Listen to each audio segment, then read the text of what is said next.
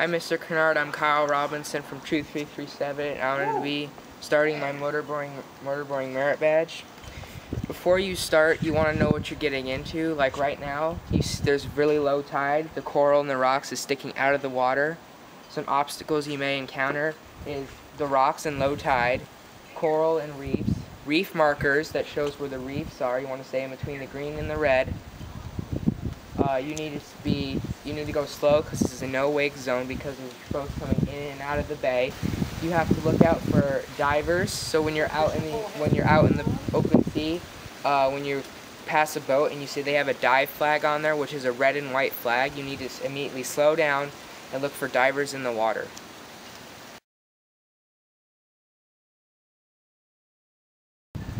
There are many different types of life jackets. This is a type 1 life jacket. Slip it over your head, hold this tight, pull it around your body, clip it here, hold this tight, tie this in a type of knot, probably like tying your shoes, that's what I do.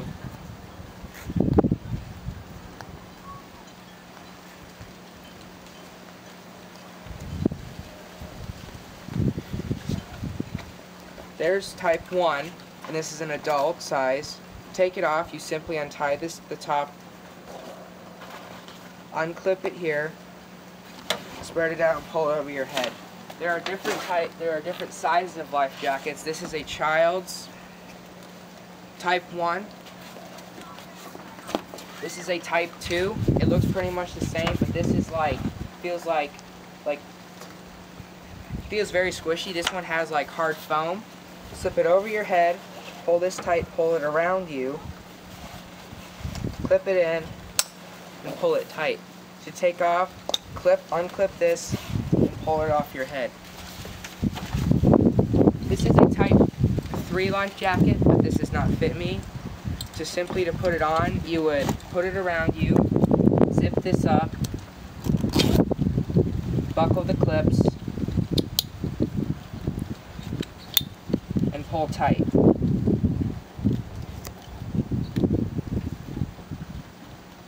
To take off, you would unclip the buckles and unzip the zipper. And those are the different types of life jackets.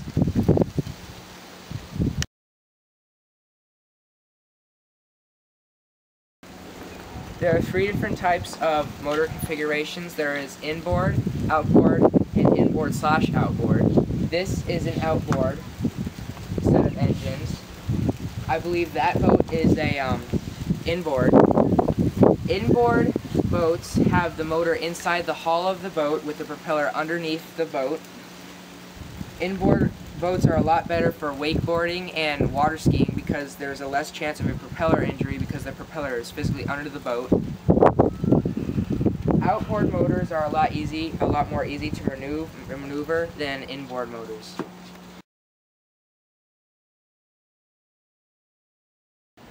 There are many different types of anchors. This is a plow anchor. The reason why we have so much chain is it helps keep the anchor on the bed of the ocean floor and puts it into the ocean floor so it doesn't move. We usually anchor up at sandy spots because we don't like anchoring on coral or rocks because it damages the ocean floor and all the live coral and maybe some animals down on the bottom.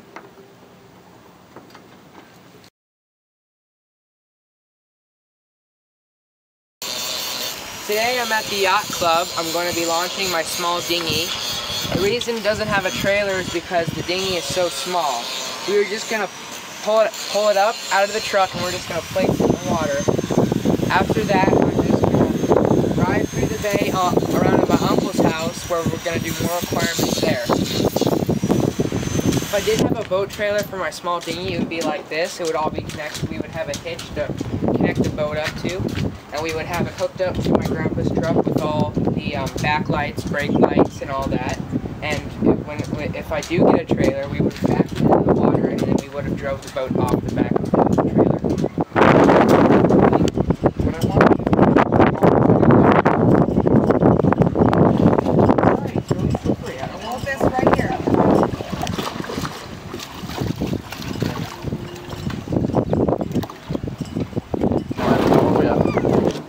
Okay? Now bring the hose around and connect it up. You can turn the boat. You can turn.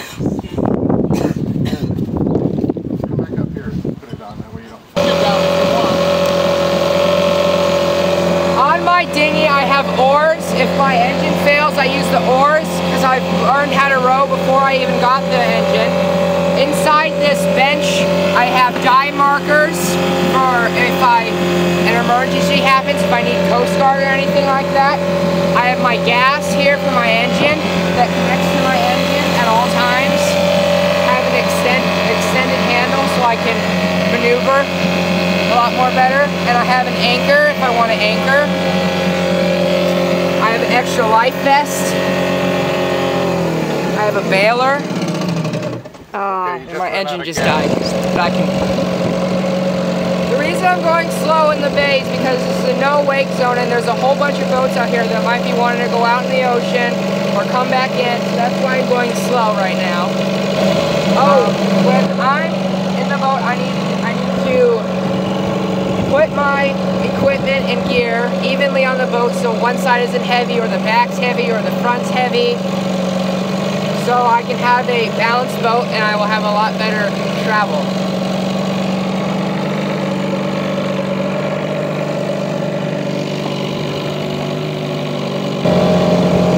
I'm out of the no-wake zone. I'm going to slow down a little bit. But I have to look at these markers and I want to stay in between the red and the green. These markers represent the coral, reefs, rocks, the bottom. I don't want to hit that or I'm done.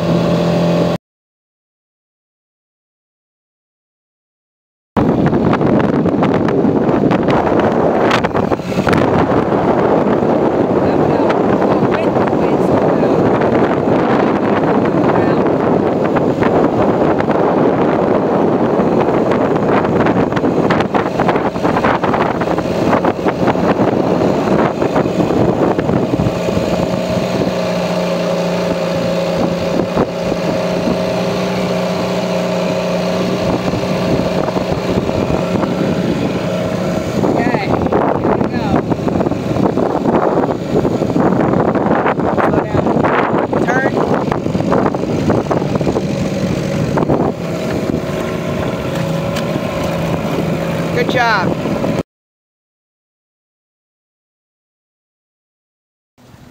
On this specific boat, this is a dual hull boat.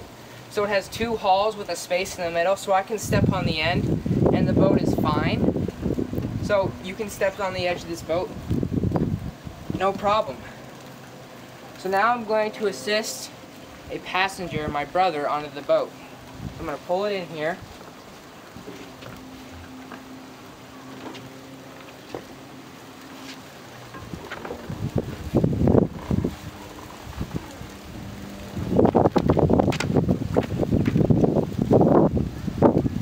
Pretty easy, right? Now, on my boat, it's a lot harder because this is one hull, and if you step on the edge of this, the boat and you is going in the water. So I'm gonna hop in. See, look, if I step on the edge of this, look at that. That's not what we want. So we have to do, we have to step into the boat very carefully. Okay, now I'm going to help Ryan in. Step on the orange. You're alright, don't worry, you're alright. You're okay, you're okay. Sit in the middle.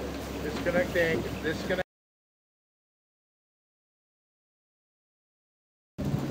Well, this is my grandpa's boat. My boat is right there, tied up to this boat, which is tied up to the dock. On this boat, we have a fire extinguisher, whistles, lots of flares of different sizes, extra tools and parts for the boat just in case if the engines break down. We have tools, maybe a few extra and hand starters. We have sunscreen in here. We have a first aid kit in there. We have parts, flares. We have like a little buoy marker.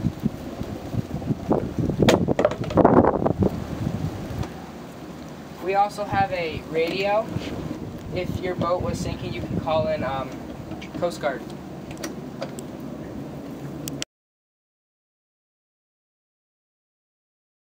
I forgot what the requirement's called, but I'm gonna go do my 1 mile trip, and we're gonna see what happens.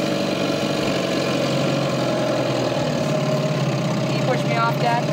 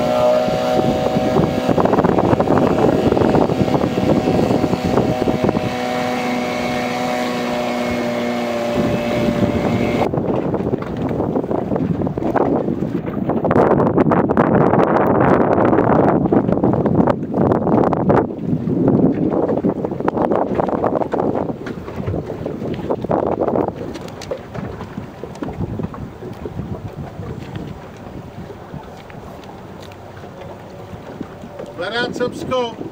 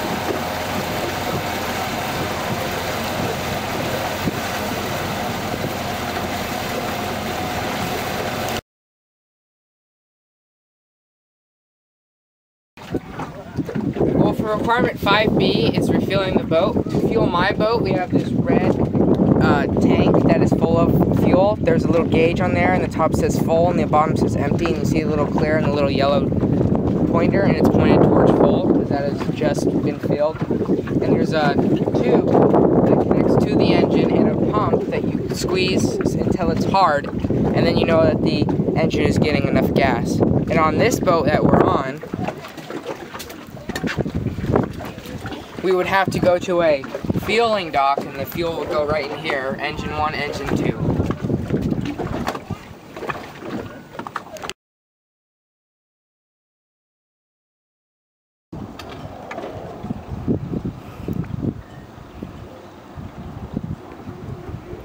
Okay, that's good.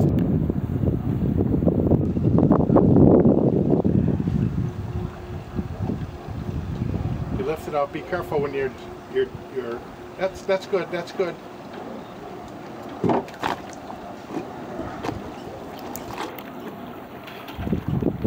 Careful. Just put it down right here.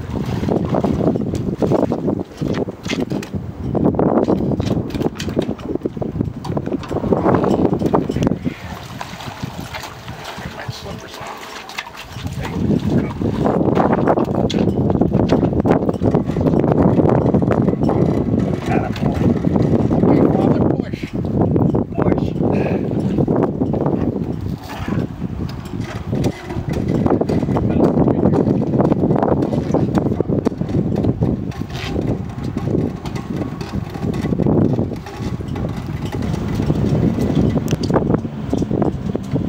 Right there is a traditional boat trailer. Right now he's backing it in, and eventually he's gonna go grab his boat, I guess. But usually you would just drop it in the water and you drive your boat right up. Over here I found a trailer.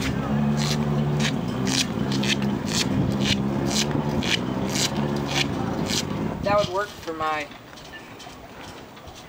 my boat. pretty small.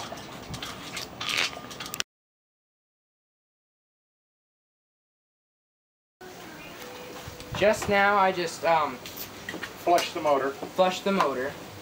So all the fuel in the motor is gone, and I don't have to winterize it because of the climate here, because it's always so hot. So I've been running it neutral, so there's no gas left, so it won't start, and when I come back next year, it'll be ready for me. So you want to just kind of leave it like that, because what we're going to do here, let's move this thing around. Take your foot off there. Okay. We're going to be taking off the spark plugs because the engine's going to be 8 months without running. So we're going to take the spark plugs out, and we're going to put some oil in the cylinders, actuate the pull cord, and that way it shouldn't be frozen when we go to start it again in a year or 10 months, whenever Kyle gets back. Okay? Thank you for watching all of my motorboating skills. This is Kyle Robinson with Truth 337.